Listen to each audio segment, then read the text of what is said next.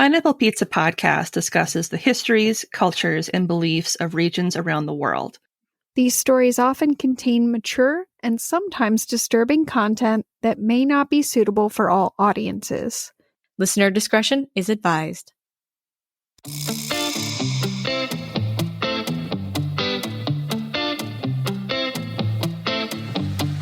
Welcome to Pineapple Pizza Podcast, where we serve up delicious slices of mythology, cryptozoology, and urban legends. It's an interesting combination of flavors.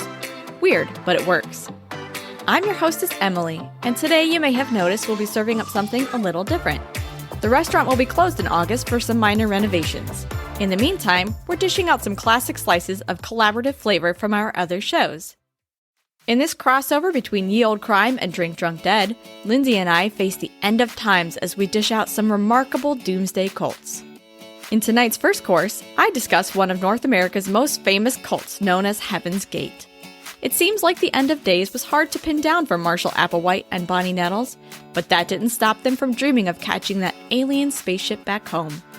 Waxing and waning devotees, unusual last meals, and a highly coordinated dress code made their final, tragic voyage truly unique. In the final course, Lindsay discusses the Hermits of Wissahickon, which was the first cult to form in the United States. Johann Kelpius, a weird 17th century dude that thought he could find special messages in the Bible, decided that the end was nigh and the best place to ride out the end of the world was in the woods of Pennsylvania with a bunch of his celibate bros. They actually did some pretty cool stuff as far as cults go, but ultimately, they too struggled with nailing down the date for the end of all things. We hope you enjoy today's kooky meal.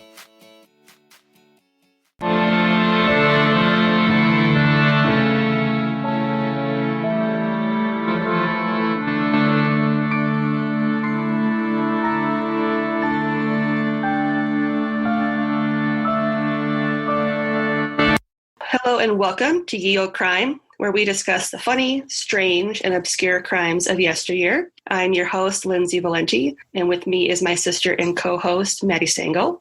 Hello. We also have a special guest this week, Emily from the Drink Drunk Dead podcast. Hi. Hello. So good to have you here. I'm super excited. So this week, Emily obviously knows the topic because she wrote her own story. But we are talking about cults. I haven't gotten to cover any on my show yet, so this is kind of fun. Oh, I'm ready. So do we want to go old school first, or do we want to let our guest go first? I think we should let the guest go first, don't you? Yes, ladies first. I mean, we're pretty boring, so. All right. So I got a fun fact for you today. Awesome. The first ever homicide, as far as we know, occurred about 430,000 years ago to a pre-modern human. So those are the not Homo sapiens. Mm-hmm. Okay. So you think like Neanderthals and some of the other. Mm-hmm. Scientists found skull fragments in what's known as the Pit of Bones in northern Spain. Sounds like a great place to vacation. I know. Let's go see the pit in Spain, honey. I wonder what the ratings were. On Yelp. Not great. The old Yelp. It's dark and there's a lot of dead people here. They pieced together the fragments of the skull, and when they did it, they found that it looked like it was fractured twice with a blunt instrument. So they believe this was likely a wooden spear or an axe, and that is the first ever homicide. Wow. We went old for you. I wonder what they did to deserve it. Right. I was just going to say, I wonder what they said or did. Or if it was like oops, well, since you're down. I tripped and my axe just fell on them twice. I don't know what happened. It's crazy. Accidental axings happen all the time. They happen all the time. Hear about them in the news every day. Yeah. Right. At least they were already in the pit, so you didn't have to move. It does make it easy. Yeah. Yeah. You just You're already down there. Just leave them? Maybe push them off and roll them off to the side? Do you think they just walk them up to the edge of the pit and they're like, I haven't liked your attitude this week. Gunk. Gone. They're like, hey, can you see how and count how many bodies are in the pit? Oh, sure. They're just like, hey, do you want to see this really deep hole? Sure. Every man ever is, yes. What is down there? why don't you try peeing on it? I'm going to stand behind you, and I'm going to hit you on the back of the head. Works every time. Mm-hmm. If they can pee on it, they will. Yeah, this is true.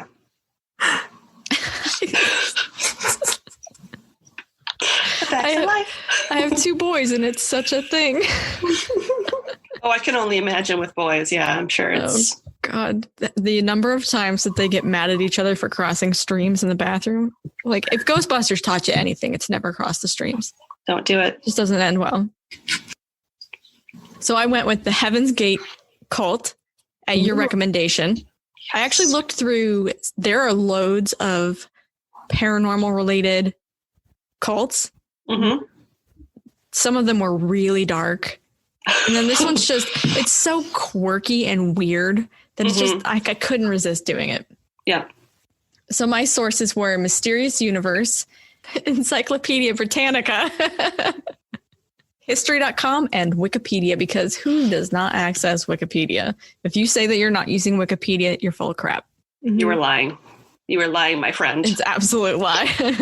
The first place you looked was Wikipedia. Do you guys know anything about this?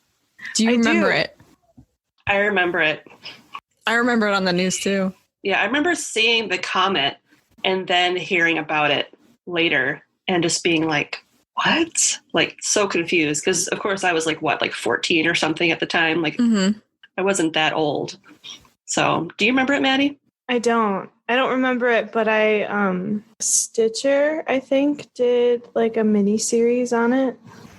They had a podcast miniseries on Heaven's Gate, and they interviewed like ex-members and all this stuff. I used to listen to it when I was working at the hospital, I think, which wasn't good because it's already kind of creepy at night. And kind of sad stuff. And I was like, I live alone. This was a super smart idea on my part. Well, I feel like that miniseries is probably going to be a little more detailed than my 2-page paper here. Absolutely. And that's totally fine. Like, they did the crazy stuff. Like, we'll never. No. We'll never be that way. No. There's a certain level of dedication that I just don't have. That goes into like journalism territory. Yeah. And although we come from a journalist background, we don't partake. No. Well, then let me weave you my slightly above mediocre tale. I'm ready. All right. I'm going to be glancing over here because I have one screen. I'm not fancy like you, Lindsay. I know. I'm sorry. So Marshall Applewhite, who's also known as Doe, he was known by a whole bunch of names, but Marshall Applewhite was his given name. He used to teach music, and he was the chair of the music department at the University of St. Thomas in Houston until 1970, when he left the school. And there were some reports that he'd been caught in a dalliance with a male student, but other reports said that he was just dealing with a nervous breakdown related to a near-death experience. Or, and his father's passing. I know his dad had recently passed, and that was pretty hard. But either way, he was done at the university. And apparently that's a big moment because every page was like, you need to know he was no longer with the university. You know what? Now that I'm thinking about it, I think the university really wanted everybody to know that. 100%. They're probably like, he was done. He was done in 1970. He was gone. He was not a part of this anymore. We have nothing to do with what happened after. That was not us. That's 1,000% what that is. Like all of their marketing people just every single Google search. That's called crisis marketing. You know, at some point, some journalist went, well, I heard he taught at your school. And they were like, no, he was done. He wasn't even that good. He just had to use the recorders all the time. Hot cross buns on the recorders all day long in college. That's how he wooed the young man. Mm-hmm. The way he played that recorder. Hot cross buns. Oh, see, I thought it was his talent blowing on that big old woodwind instrument. Oh. So in 1972, after surviving a heart attack and a for sure near-death experience, he meets Nurse Bonnie Nettles. she's a big important person. Have you ever noticed that it is a nurse? It's always a nurse that's like a serial killer or like just a really terrible person that like triggered a serial killer or like neglected her kid who got killed by a serial killer. There's a whole series called Nurses That Kill. Yep. Because it's such a thing. They don't kill any. Well, we'd like to think it's not a thing. They're not actively killing anybody. Right. They're passively or passive aggressively leading people to their dooms. So he meets Bonnie, and supposedly they really hit it off. Marshall told her that he believed that they'd met in a past life, but Bonnie was, have you ever met a story topper? Yes. Yep. Bonnie was a story topper. She was like, no, it wasn't a past life. I've been told by extraterrestrials that you and I are on some kind of divine mission and we're going to save everybody. Oh my God. And he was like, are you fucking serious? He was so about it. Like, what? My dad died. Now I'm going to save the world. My dad died. I almost died. And then there are extraterrestrials that are just telling me that I'm this god. This is great shit. It's all coming together. Things are coming up, Millhouse. I want to know why the extraterrestrials tell you that you're on a divine mission. Like, how did those two meet? Yeah. What's their definition of divine? Are they on like some secret mission from God? Are they actually angels that look like aliens? What's going on here?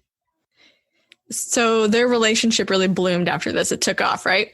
They did a whole bunch of research on philosophy, theology, extraterrestrials. At one point, they even opened up a Christian bookshop. I didn't put a whole lot of details in here. I just know that they decided that they were so into aliens and God that they had to find a bookshop that would meld the two. And so they did it themselves. It is a divine mission. I wonder, did it say what it was called? Yes, and I don't remember. I didn't take down notes on the bookshop because it was kind of a blip on most of the pages. It was just, hey, they own this bookshop. It's like an asterisk or something. Scientology's step cousin, maybe? It seriously sounds like it. It's like close, but like there's no Ron Hubbard and Sons. Yet. He worked, he got kicked out or left because he did bad things, naughty. And then he met Bonnie and they think there's something special. So they are doing all this research, especially with their bookstore, that leads them to believe that they are prophets of, or like these divine messengers. And they became convinced that they were the two that are mentioned in the book of Revelation. Do you guys know who the two are? Yeah. I don't know who they are. I had to look it up. So for those of you who are like me that don't know who the two are or aren't that familiar with the Bible, which I think is probably like 90% of the US these days. Seriously. Yeah. They are the two witnesses. They're two of God's prophets who were seen by a vision of John Patmos. Never heard of them. But they're supposed to be these really incredibly powerful beings that are kind of almost like gods in their own right. And importantly, in the Bible, the two are resurrected by God after their deaths at the hands of the beast. Oh, yeah. And then they ascend to heaven on a cloud. So those are some important things that carry over into the beliefs of Marshall and Bonnie as they go down their crazy whirlwind of a cult road. Marshall and Bonnie decided that the cloud was actually a spaceship because it's a logical leap, and that God was an alien being. And that's why those extraterrestrials said, you're on a divine mission. There you go. Also a logical leap. Yes. Right. So taking it even further, Mysterious Universe says that they believed the extraterrestrials would one day come down to Earth to harvest humans. And the only way to avoid this fate was to ascend to heaven, which they called the next level, and become immortal, perfect beings. So you need to level up, basically. Yeah, they do. They need to level up. It sounds like a game of Mario Kart. Especially with I'm imagining the little toady guy in the cloud. Like when you die, he just like scoops you up. The Lakitu, the Lakitu. I can't remember what they're called, but I play a lot of Mario Kart. They're like grumpy about it. He's got the little fishing hook. Me. I don't think these two were inspired by Mario Kart, but maybe Mario Kart was inspired by them. Maybe. Just saying. You never know. Imagery is similar. I mean, it's got glasses. Maybe one of them has glasses. I don't know. Bonnie had glasses. I saw pictures of him. I was not digging that deeply into Bonnie. She's there and she's important, but it really is more Marshall's. Mm-hmm. This is his car. He's steering. Yep. She helps a lot, but he's like the silent partner. Yeah, she definitely was an important player in the cult for a long, long time, but the end of the cult occurred without her there, and so he's the most important player to focus on. Yep. That makes sense. Yep. So they've decided that they're really special. Mm-hmm. Don't we all? But like any good cult leader, they're working really hard to try and convince other people of their truth. But unsurprisingly, no one was really into it for quite a while. They're like, you too? Okay, yep. Come knocking on my door. Thank you. No, thank you. Right. So they met in 1972. It wasn't until 1975 that they started to get any followers. That's a rough 3-year patch. Yeah. Especially when you think you're on a mission and nobody's listening to you. Woof. I mean, what's your line to win people over with that? Hi, I'm ordained by God. I will save your soul from the human harvest of the aliens. Would you like to come see my spaceship? That should have been their opening line. Sure. How do you get there? Oh, you got to kill yourself. But, it's a short trip. But it's fun. You're leveling up.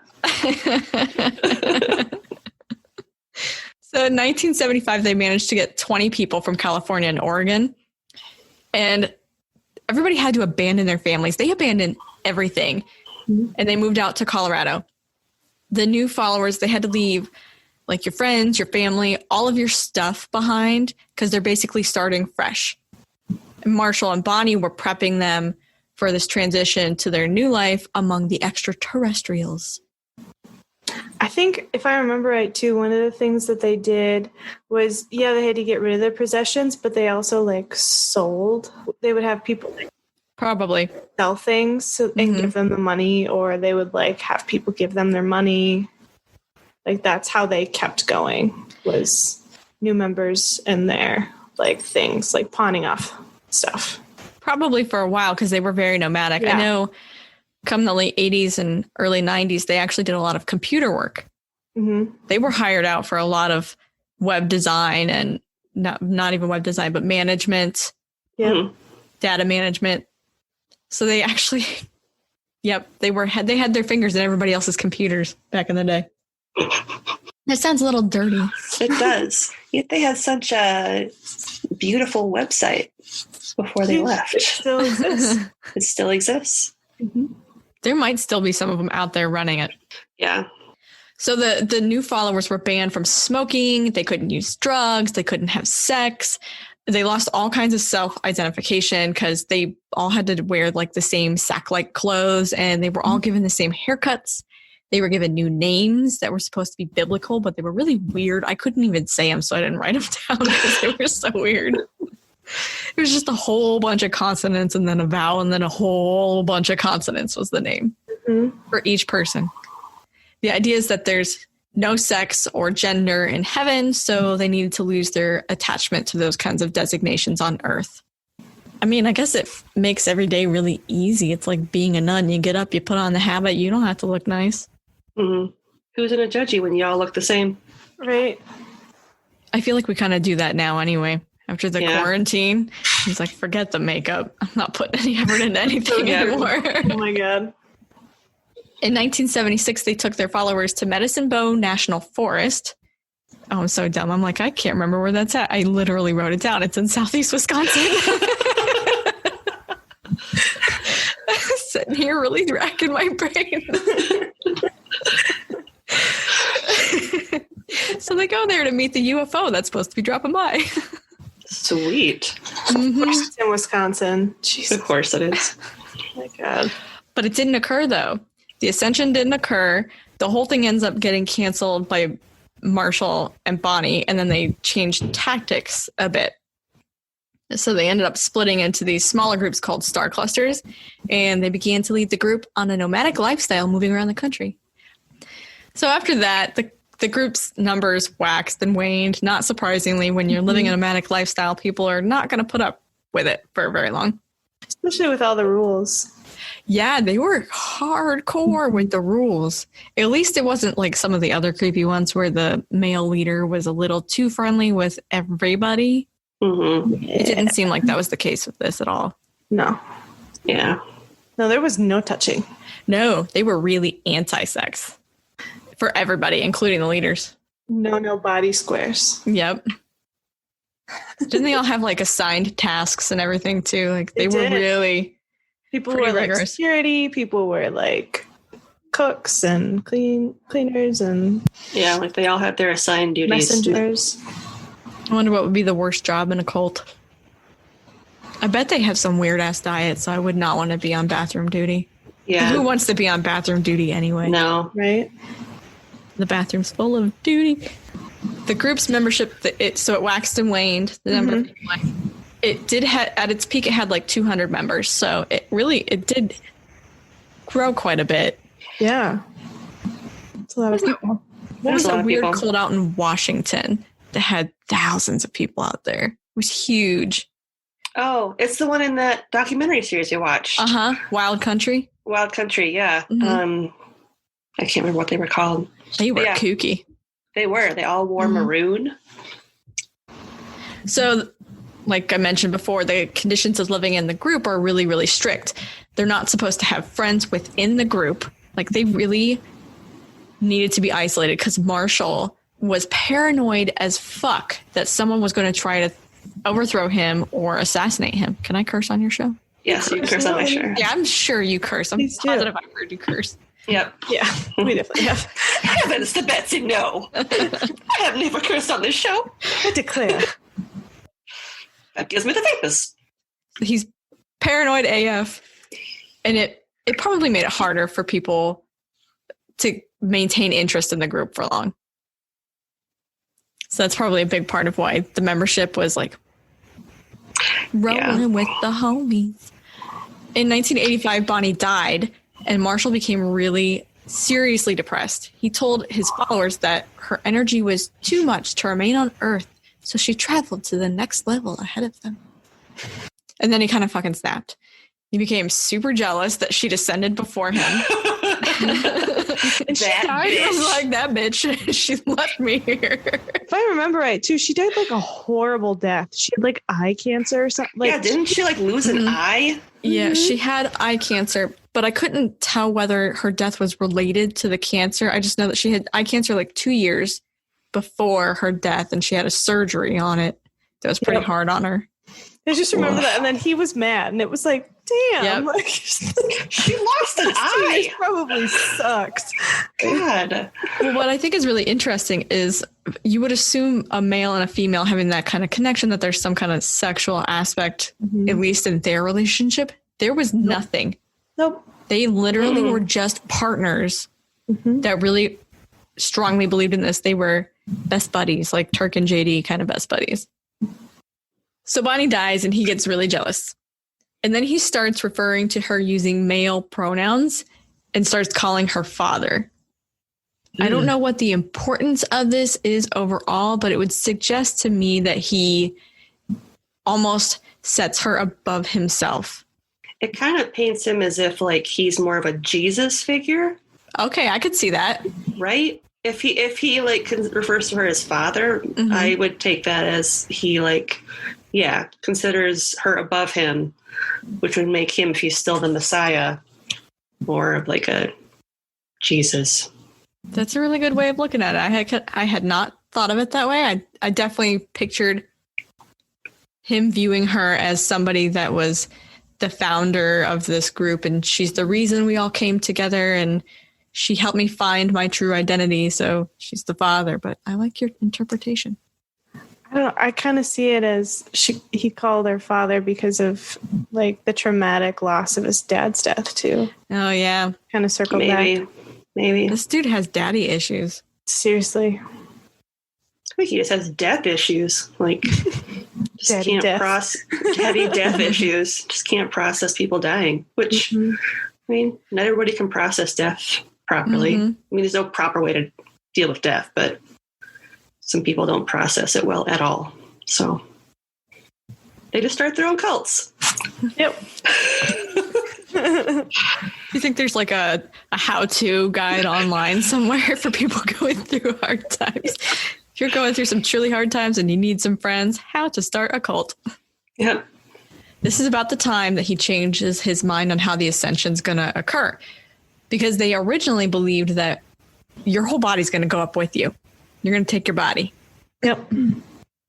But because she died and her physical body obviously stayed on Earth, that kind of put a hole in that theory.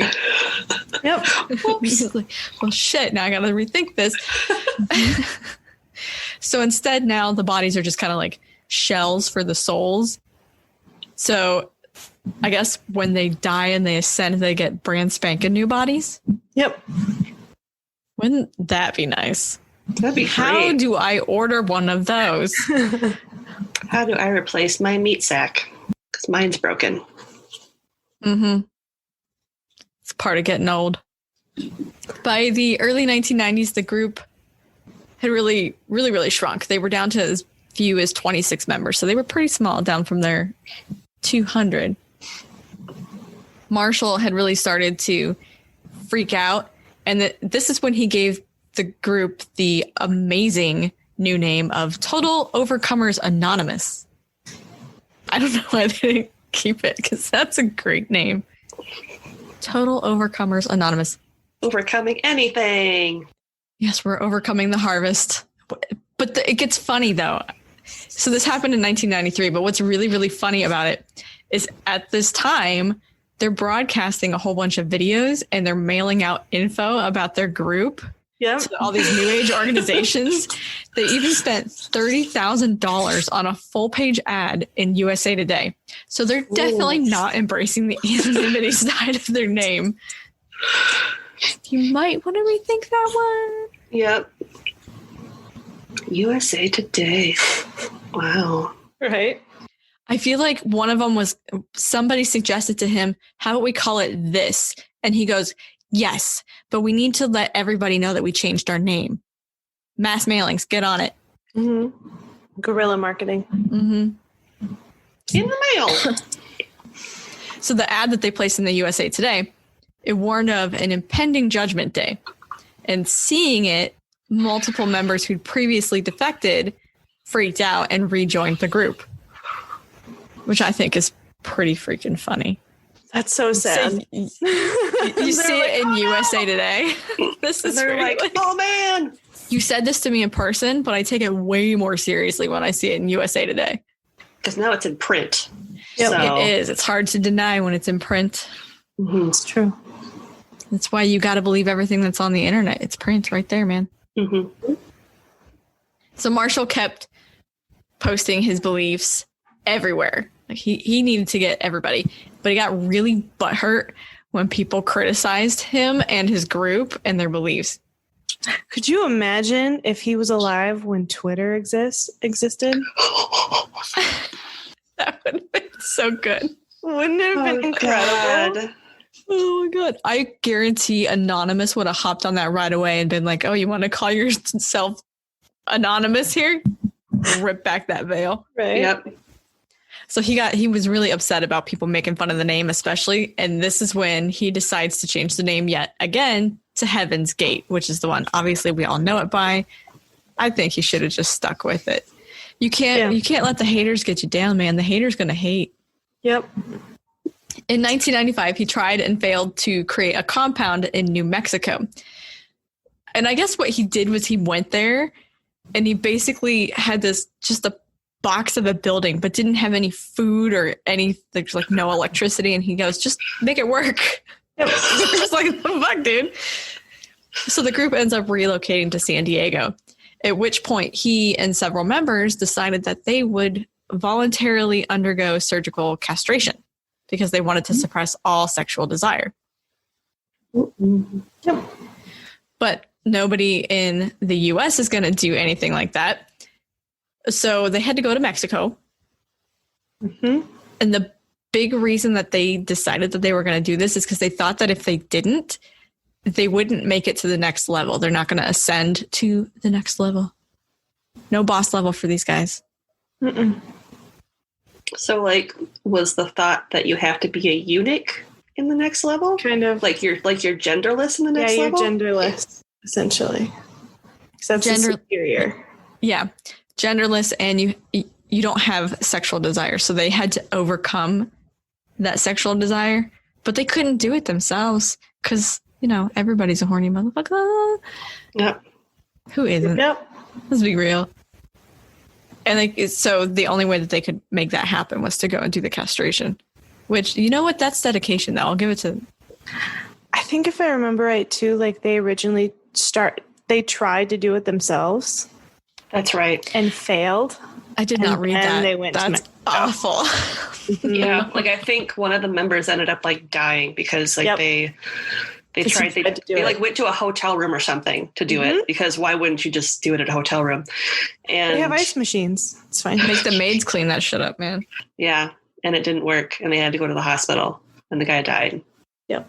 And they're like, well, obviously we're not surgeons, so maybe we should go somewhere else. Yep. One and done, I always say. Whoops. Vets can do it. Why can't we? In 1995, do you guys remember Hale-Bopp, the comet? You do. I know you said you did, Lindsay. That's when it was first discovered. It's 1995. I remember that being big news. Oh, yeah.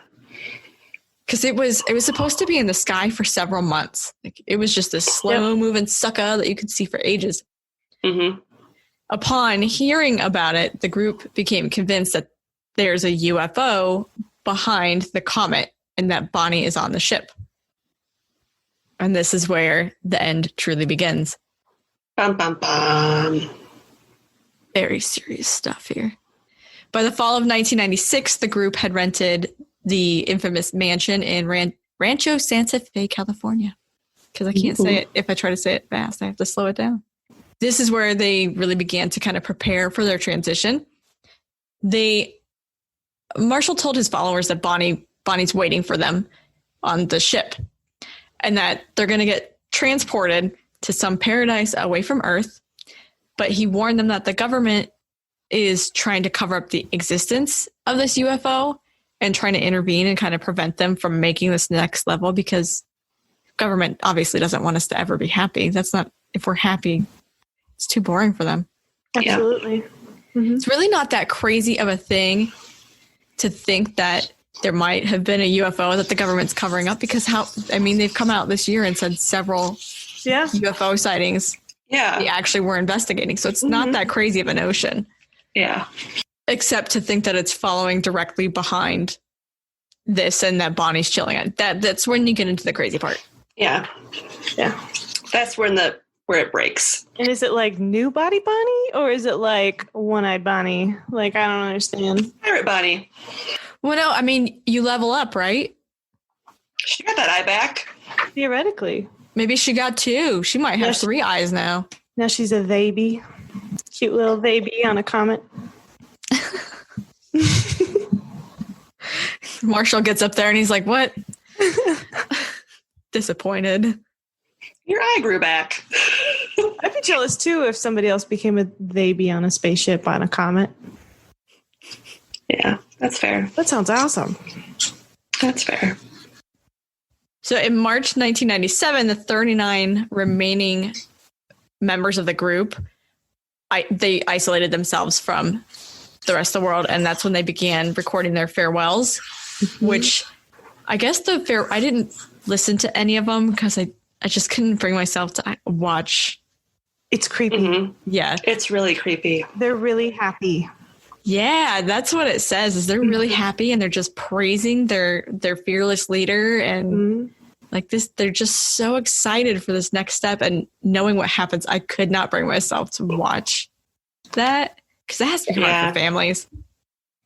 Yeah. And then on March 22nd, the deaths began. So it was really shortly after this. They occurred over a 3-day period, and I did not remember this from when I was a kid. Mm-mm. But they did it over 3 days. They had like 3 groups, I think 15, 15, and 9 was how it's broken up. So every member donned the black Nike sneakers, which we all remember from those pictures. Yep. And they put on these black uniforms that had these patches on them. And I have to admit, I laughed when I saw the fucking patch. Heaven's Gate away team. Yep. And they were like tracksuits too, weren't they? That's something like. Yep. That cracked me up. I was like, at least they have a sense of humor going into it. The Heaven's Gate away team. This is how we're going out. It's a Star Trek reference, isn't it? Yeah, I think they were like heavily influenced by Star Trek. Yep. Because they always had their like away teams. Yeah. Yep.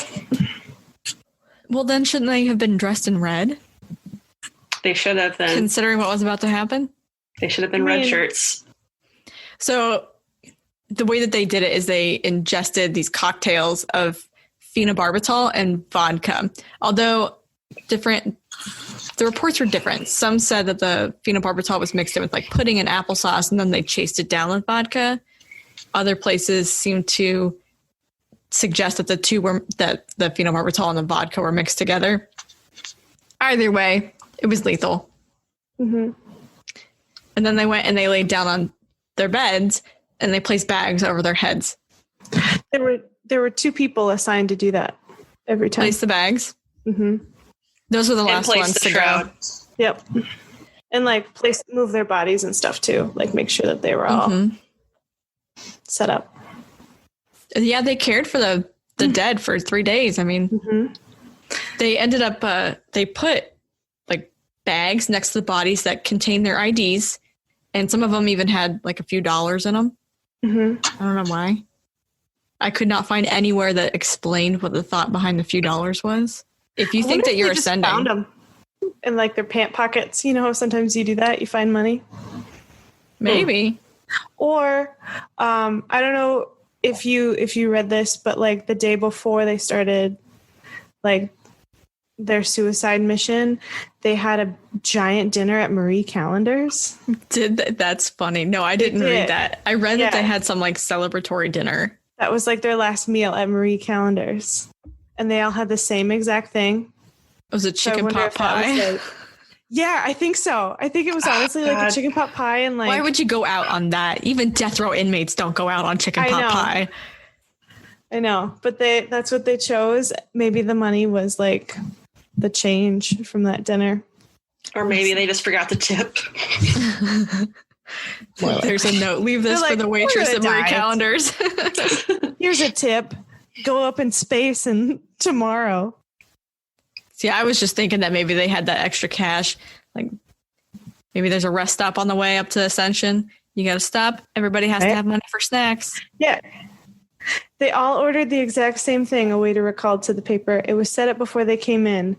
They all had iced teas to drink, dinner salads beforehand with tomato vinegar dressing, turkey pot pie for the entree, cheesecake with blueberries on top for dessert. That had to have been the weirdest fucking order to receive. You're like, what? Why? Iced for tea, adults. A dinner salad, a turkey pot pie, and blueberry cheesecake. It's very specific. Super specific. You better not have your own taste in anything because you are screwed. If you don't like tomatoes or a dairy allergy. Well, you're going to die the next day anyway, so it's fine. You feel like dying before you die. Yeah, but you know what happens after death. If you have a dairy allergy, that's going to be really bad for the people that stay behind. Those poor 2 people. Gross. 3 whole days, man. They started out in black clothes, but by the time the cops got there, they were all brown. Gross. Right? Maybe that's why they chose black. Hey, they did eventually get red for the Star Trek reference. The Heaven's Gate away team patch was red. There you go. I know. Cute. The ones that hadn't ascended to the next level at the beginning, they spent those days sending out the farewells that everybody had recorded, and they tended the bodies. So that was, like Maddie was saying, they'd move them around and they'd make sure everything, like they looked really nice and peaceful. Honestly, when I remember those pictures and I looked at them again, they looked like a decent way to go, not going to lie. Right. Yeah.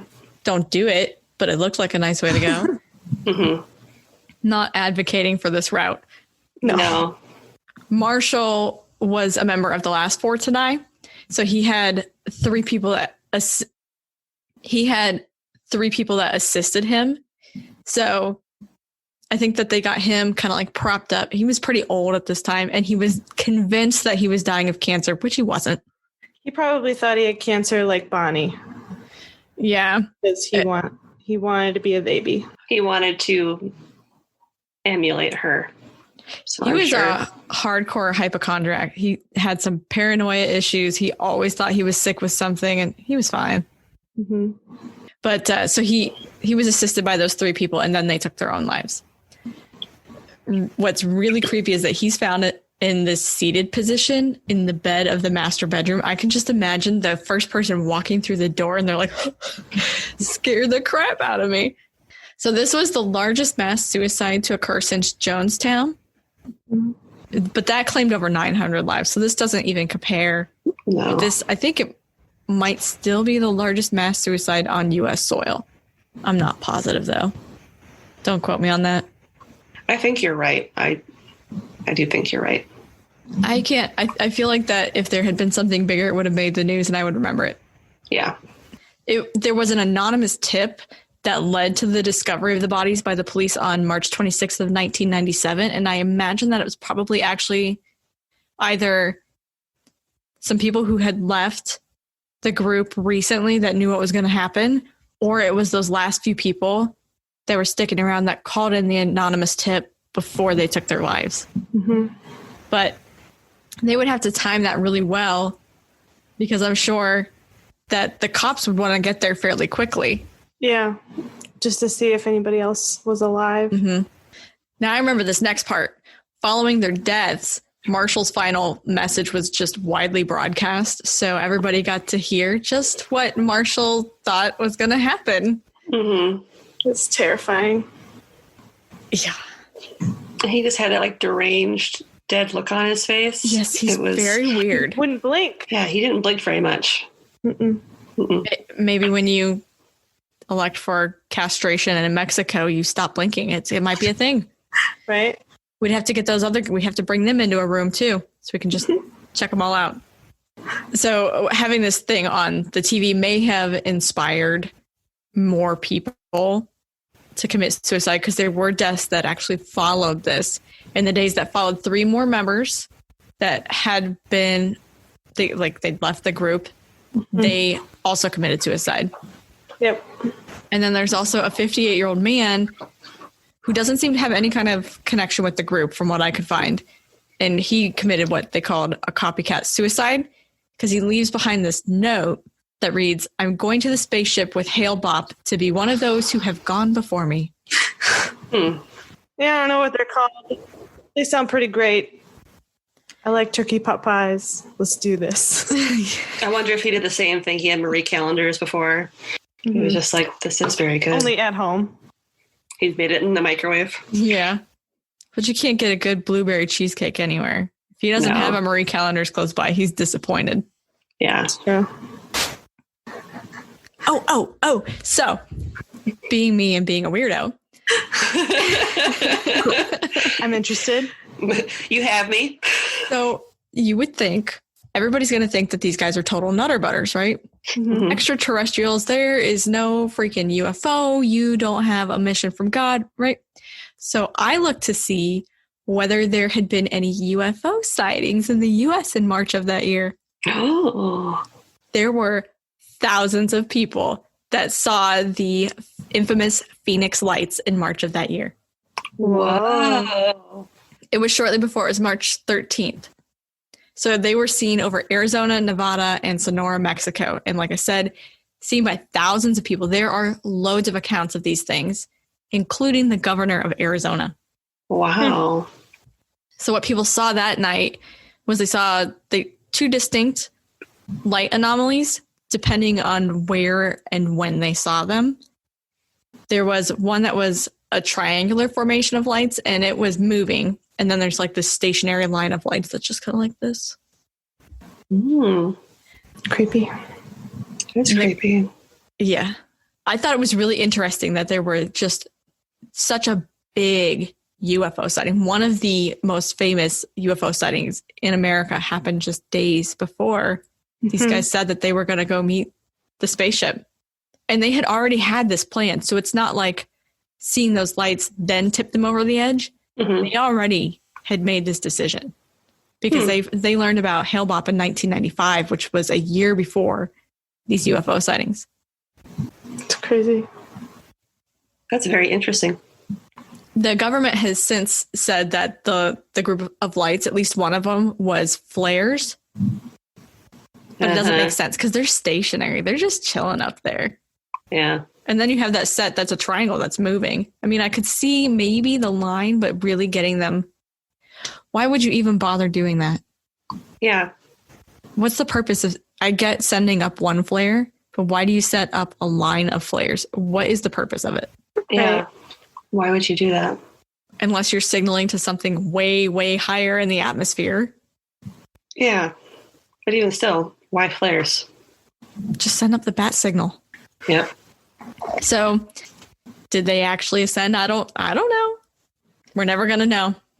No. But I know I don't want to join them anytime soon. That's just my personal take on it. No. Fair. I don't want to be on any away team. No. What kind of pudding do you think they used? Because I feel like that's an important thing. They obviously had such attention to detail. It better not have been tapioca. Butterscotch? I was going to say it's probably like sugar-free. Because sugar's a sin. Like sugar-free vanilla or something like that. The fat-free fad in the 90s. Yes. I bet it was that. It's Like some entirely sort of possible. fat-free Swiss Miss pudding mix. Maybe. Do you think they like bulk made it? Or do you think they had those little cups with the I think they peels? had if they did, they had the pudding cups, because then how could you make sure that the concentration was right? For the, yeah. I mean, if you have a scoop. Yeah, but if you're making a batch, like maybe one scoop is way more lethal than the other scoop. This is true. Boy, that guy went awfully quickly. Right. Yep. We couldn't even get him on the bed. That is the Heaven's Gate cult. Nice. Wow. Good job. Yeah. Mine's going to be kind of boring. I'm interested. Is it the first cult in the U.S.? Yes, this is the first Doomsday cult in the United States. Ooh. Are there non-Doomsday cults? Well, I guess Yes. there are satanic cults, so. Yep. Okay, so I wrote today about Johannes Kelpius and the Hermits of the Wissahickon. Wow. They're hermits. I'm so Please ready. tell me you have to say Wissahickon a whole bunch. I do. And the best thing about my notes is it's so much German that I had to write everything out phonetically. Oh, because no. otherwise I wouldn't be able to say it. This is going to be gold. So information for this was pulled from a 2011 Hidden City article by John Vidumsky, a 2015 Chestnut Hill local article by Kevin Dicciani, Philadelphia Oddities website, an article on the History Society of Pennsylvania website by David Ahern, an Atlas Obscura article, and Wikipedia, because it's always on Wikipedia. Every time. Mm-hmm. I had to pick something in my home state. I did. This is for you. This goes out to you. Wink. There's so many woods in Pennsylvania. There's plenty of room for cults. Yep. I'll be interested to hear if you actually know where this one is as we start going through it. Okay. So links to all of these articles will be included in the show notes. And as I said previously, there's a lot of German in this. I do not speak German, even though I took 2 years of it in high school. I remember 0. So if I say something wrong, I apologize. Please don't hate me, Germany. How do you say cubby in German? I don't know. Correction, cubby. Correction, cubby. I'll tell you next week. Okay.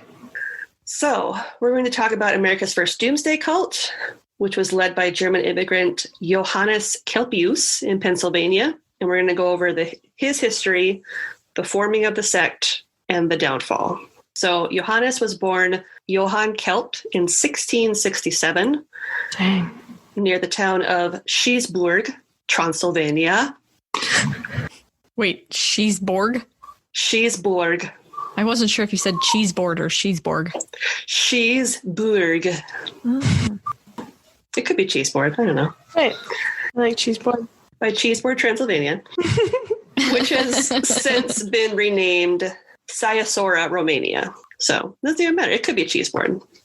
I don't care. And while he was there, he attended several universities, including Tübingen, Leipzig, and the University of Altdorf, which was located near Nuremberg. And apparently, because this was a thing, his name was then Latinized to Johannes Kelpius, because that was a custom for scholars at the time. What was it? What? Latinized? Is that what you said?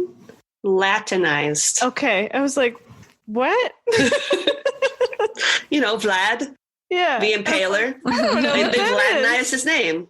Right. Got it. Yep, Latin. Cool. And he was also fluent in German, English, Latin, Hebrew, and Greek. So he was a bit of a brown noser. Hebrew. That's Hebrew, unexpected. right? He studied under several professors who held occult leanings. And by the time he was 22, he had received his master's in theology and published several works. And while at university, he'd been drawn to Pietism, which was initially formed in reaction to the more formal Orthodox Lutheranism. But this term has some heretical and esoteric Christian ideas. Ooh. So Pietism is a movement within the Lutheran faith where members focus on the biblical doctrine and individual piety and living a vigorous Christian life. A vigorous Christian life. How do you become a vigorous Christian? Christian is definitely exhausting. Yeah. So it originated in Germany in the late 17th century and was built on the premise that personal transformation could be made through spiritual rebirth and renewal, individual devotion, and piety. So basically, this is the principle that like Mennonites and the Amish base their religions off of. If you Okay. want something modern day to like compare pietism to. Okay. So, That is pretty vigorous, yeah. I mean, they churn butter every day. right? So Kelpius became a follower of Johann Jacob Zimmermann, who was a mathematician, astronomer, and cleric. Zimmermann led the Chapter of Perfection, a group of Protestant monks who planned to establish a religious colony in America, because Zimmermann believed that the world was going to end in March of 1694 at, quote, the edge of the wilderness. No, it ends in March 2020 in the US. Right. Yeah. A little too early there, bro. We never thought the apocalypse would be this slow, but here we are. Yep. Just took a few centuries. It's fine. Yep, a few years off. So Zimmermann negotiated with William Penn in the province of Pennsylvania to obtain land for him and, quote, the Society of the Woman in the Wilderness. So that's what they were calling their society. What, it was Society of Perfection before? It was like the Chapter of Perfection, but now they're going based off of the name, the Society of the Woman of the Wilderness. Well, if we're going to talk about perfection, women are, so This is That's true. true. makes You're sense. not wrong. So shortly before they left, Zimmermann died suddenly in Rotterdam, and Kelpius became the group's magister or leader. So in February of 1693, Kelpius and his 40 monks boarded the Sarah Maria Hopewell, and once they arrived and disembarked at Bohemia Landing, Maryland on June 23rd, they made their way to Philadelphia and Germantown. They then proceeded to Wissahickon, where they established a regular program of meditation and private study near the present-day Hermitage Mansion. Do you know what that is? Where that is? Well, I know where Hermitage, PA is. I don't know if the Hermitage Mansion is in Hermitage, PA. If this is all still near Philly, then I'm not that familiar with that area. Okay. If they moved west, I can tell you. Sort of. Okay. So Kelpius, his order became known as the Monks of the Ridge. They have like 1,000,001 names, kind of like... It's these cults. They're always changing names. They can never decide on something and just stick with it. They got to be hip and Like current. Prince. Yep. The Monks of the Ridge, and each year they celebrated the anniversary of their arrival to the New World on St. John's Eve, aka June 23rd. Isn't that like the summer solstice? Yeah, I think it is. The longest night of the year. Yep. And legend states that Kelpius used to meditate in the stone hut that remains to this day. He decided to lead his order into the wilderness because of the belief that God and nature are one. And they even earned some new members to their group. So Conrad Matahi and Christopher Witt. But the size of their group started to decline in numbers after the end times continued to come and go. And eventually, because it was supposed to happen in 1964, or 1694. I was going to say, they were fine then. They're in good shape. And it was supposed to come, didn't. Supposed to come, didn't. And eventually, Kelpius was driven out of the commune in 1705, and he took refuge with a former member in Germantown until his death of tuberculosis at the age of 41 in 1708. TB got everybody. Yeah. And it said that Kelpius was under the delusion that he wouldn't suffer physical death, but be transferred to another plane of existence. And others have said he possessed the famed Philosopher's Stone. Oh, so he's Harry Potter. Cool. He is Harry Potter, which was thrown into the Wissahickon River upon his direction by his assistant, Daniel Giesler, prior to his death.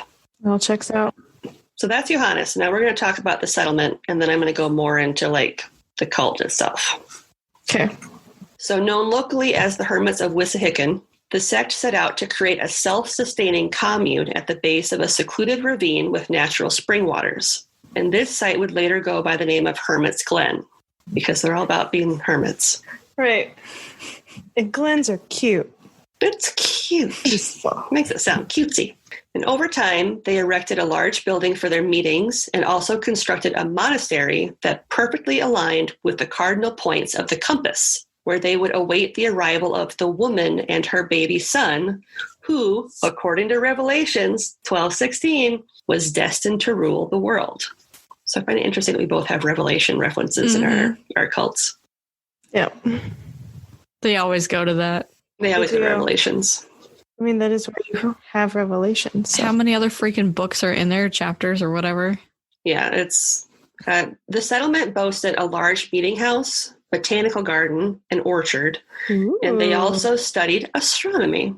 I love that they had a botanical garden. Right? Were they looking out for UFOs? Well, it's interesting that you should say that. Oh, no. Because they had an observatory, which was included atop the tabernacle, and it is believed to be the first of its kind in America. Oh, that's cool. Yeah. Wow. They also built a school for neighborhood children, and they held public worship services and shared their medical knowledge with their neighbors, which included bloodletting because, of course, that's always fun. Nope. Always works. So music was also a focal point of their worship, and most of the sect members were musicians, and one of their members, that Dr. Witt that I mentioned earlier, is reported to have built the first pipe organ in America at the commune. Dang. They were busy. Right? Yeah. Making all this impressive. shit. Right? Wow. Fucking overachievers making all the other cults look bad. Right. I know. We have an observatory and a pipe organ. So the site of the cave where Kelpius spent the bulk of his time meditating still stands, and today he is known as the first Rosicrucian master in America. I'm going to go with it. All right, now we're at the Doomsday part of it. What does that mean, Rosicrucian? I'm getting there. It's my next thing in my Just notes. makes me think of Rastafarian, and I just... He's Rastafarian. They're just toking it up in the woods. Oh, man. I mean, a lot of boxes would be checked if that was the case. Things would make sense. All the candles in the monastery are the colors of the Jamaican flag. There you go. So the Rosicrucians, that's how I'm going to say it, which means rose and cross. That's boring. Anticlimactic. Rose Cross. Which means Rose Cross, are a brotherhood known worldwide that claim to hold secret wisdom dating back to the ancient Egyptians. They describe themselves as a philosophical fraternal order, not necessarily a religion. So like the Knights Templar. Kinda, yeah. But like cooler because they're Rose Cross. Rose Cross. Rose Cross. Thorns. We're going to prick you. I can see the stars better than you. We like stars and thorns and shit. So the followers read scripture, sacred scripture carefully, and they supplemented their Bible study with numerology, astrology, the Hebrew Kabbalah, and the ideas of the mystic Yaakov Boehme. Oh, yeah. His stuff is really good. He is so good. It's riveting. And when?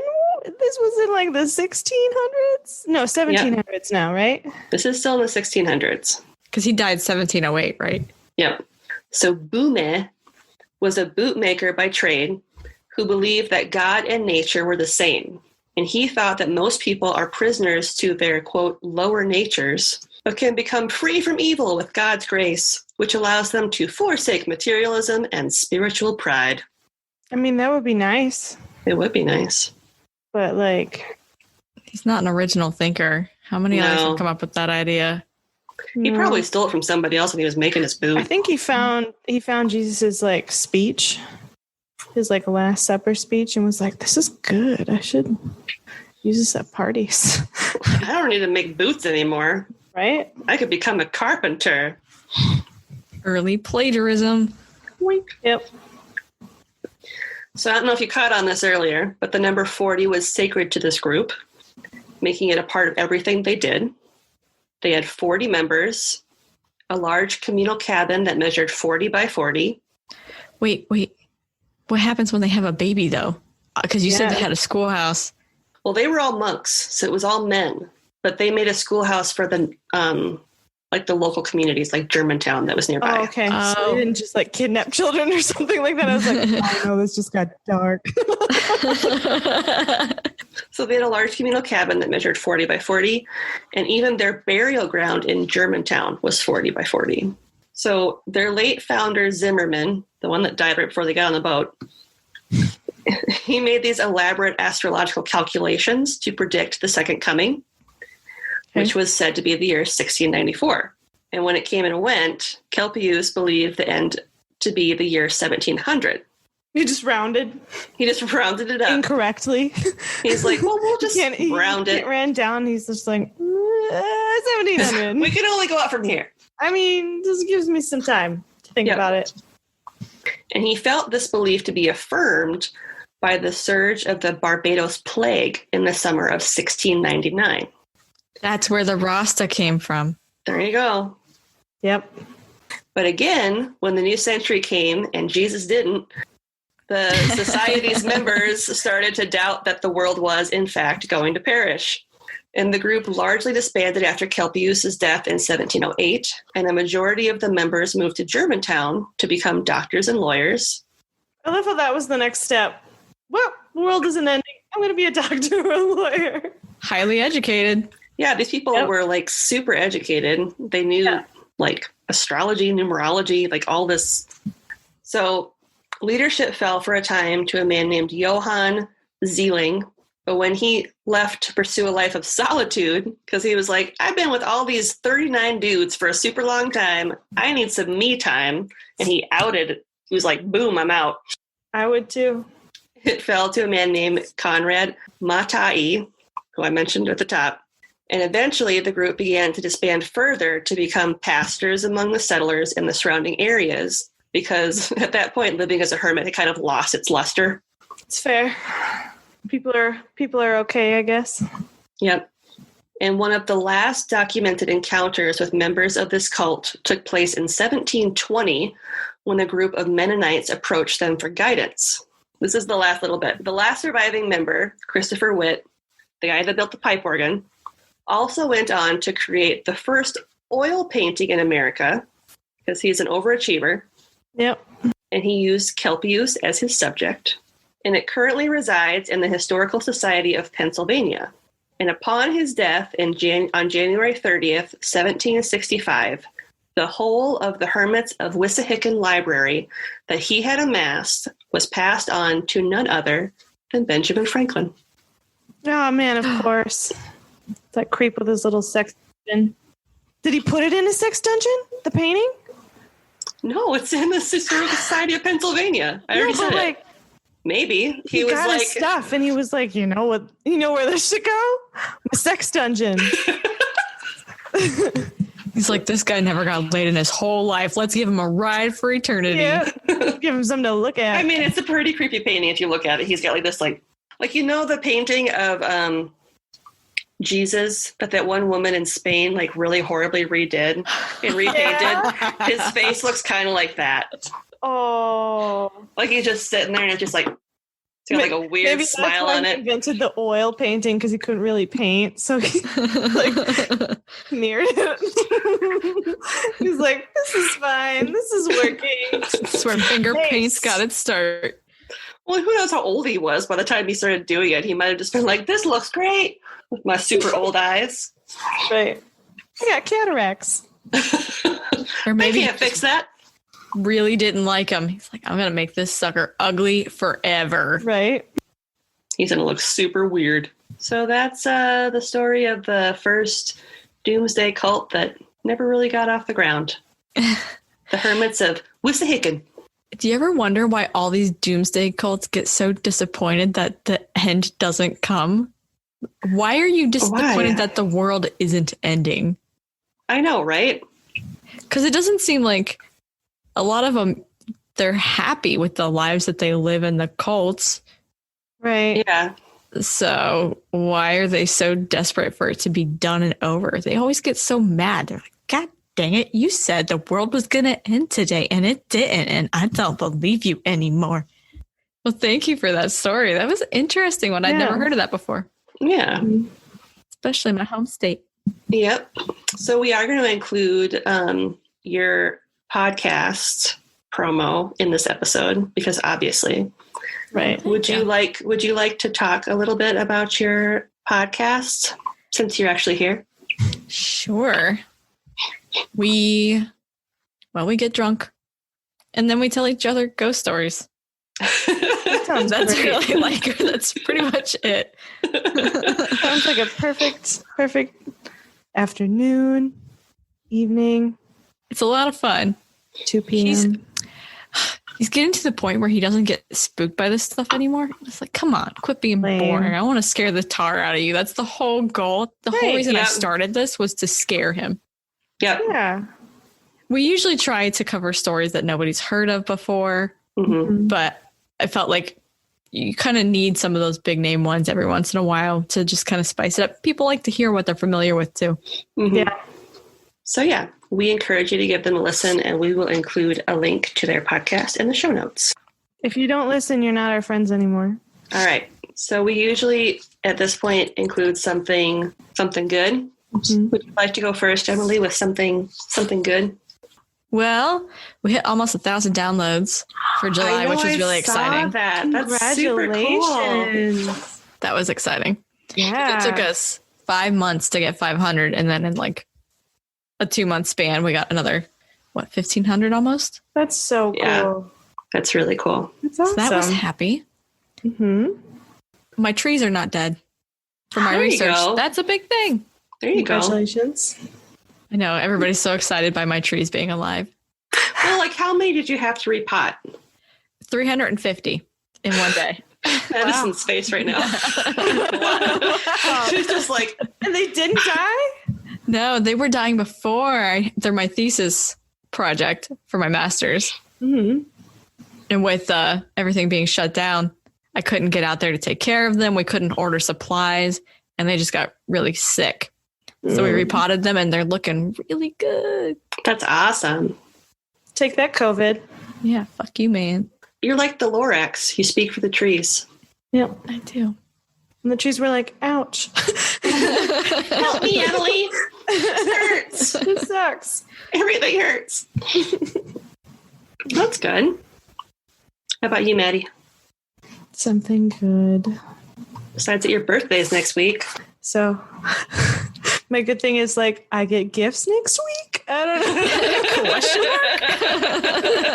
know. Yeah, let's go with that. Free stuff is good. Yeah. Mm-hmm. What about you, Lindsay? I finally signed up for a haircut and a color. Hey. Then I get my hair cut, do like a fun little like summery layered bob thingy, and I'm going lavender. Yeah. Ooh, that'll be fun. Yeah. Okay. I was like, let's do it. I don't have to be in the office. No one has to see me. Nope. I'm going to be working from home through the end of the year for sure. So, Yep. Lavender will be a fun color. You gonna put any fun like streaks of anything really bright in there? Or? I don't know. I'll have to ask her what she recommends. So yeah, I'm excited to do that in a couple weeks. I think it's before my birthday. Nice. The day before my birthday. Ooh, happy birthday to you. Happy birthday to me. Are you gonna have birthday party decorations to match your new do? I should. You could. I should probably plan a party, shouldn't I? No, it's hard to think about because like social distancing. We've done it for so long now that it's like, oh no, people want to see me? Like, are you sure? Because what if I'm gross? Well, my birthday's on a Friday this year. Yeah. And I actually did take it off of work. I was like, heck yeah, you did. it's my birthday. Good for you. I'm going to do something fun.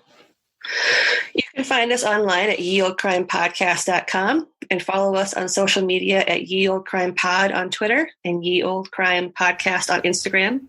You can also email us at yeoldecrimepodcast@gmail.com. We'd love to hear what you think about the show, only if you have nice things to say. We're sensitive. We're delicate flowers. Be nice. We are. We're from the Midwest. We're very sensitive. And any stories you'd like to share, like we mentioned last week, it can be anything and everything. We want all of the stories. Have you guys ever had a haunting? Oh, yes. Oh, for sure. Yep.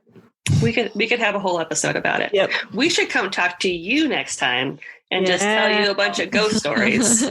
That's true. There's one about like a dead bride in Lindsay's room. Yep. I'm telling you. That was You need gross. to share these. Yes. If you're enjoying the podcast so far, please consider giving us a 5-star rating or review on Apple Podcasts or wherever you listen, as it helps us out.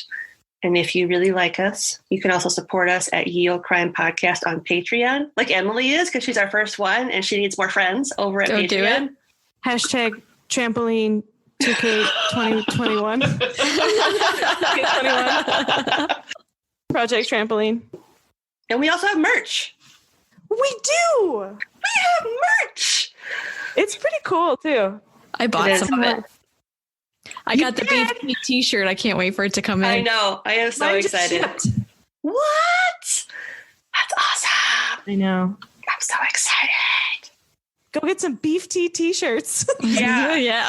I made some good. beef tea t-shirts, and we will have a link to our store in the show notes. And it is also on our social medias. So you need to look at the beef t-shirt, if nothing else. Yeah, just look at it, you know? Just look at it. And if you're like, I want that, then do yourself a favor and buy it. Yeah, just cry and yell at somebody until they get it for you. I want this. That's how you get things. Mm-hmm. Make In a America. Patreon to get a beef tea. Use your Patreon earnings to buy there you yourself go. a beef tea. Treat yourself to some beef tea. And as always, I'm Lindsay, I'm Madison. and we'll see you next time with another tale As old as crime.